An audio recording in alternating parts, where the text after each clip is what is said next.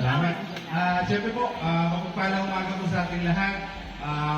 In advance po, I would like to congratulate the team ng Barangay Santa Lucia sa pamumuno po ni Cap Hector. Talagang napakasipag na punong barangay.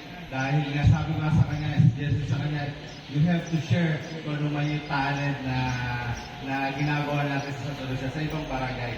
Para naman po mas tumawak pa at mas magaya na yung ating mga bawat barangay sa pagtatrabaho. At siyempre po, lubos po yung salamat sa mga volunteers. Maraming salamat sa inyo, sa ating mga doctors na nandito sa ibang lugar. At siyempre sa lahat ng mga barangay health worker at sa barangay council na patuloy sa sumusuporta para sa misyong pangkalusugan hindi lamang sa barangay, lalo higit sa ating pangpamahalaang bayan ng Samar. In behalf po ng Lera Sanggunian sa pamumuno po ng aming presiding officer, Vice Honor Figueroa, kami po ay patuloy at nandito lang para sa suporta sa misyong pangkalusugan. At lalo higit po, ito po ang prioridad sa ating pulubayan ng Alexander Acosar. Kaya po naman ang maibabahagi o maitutuloy po ng pamahalaang bayan na nandito lang po kami.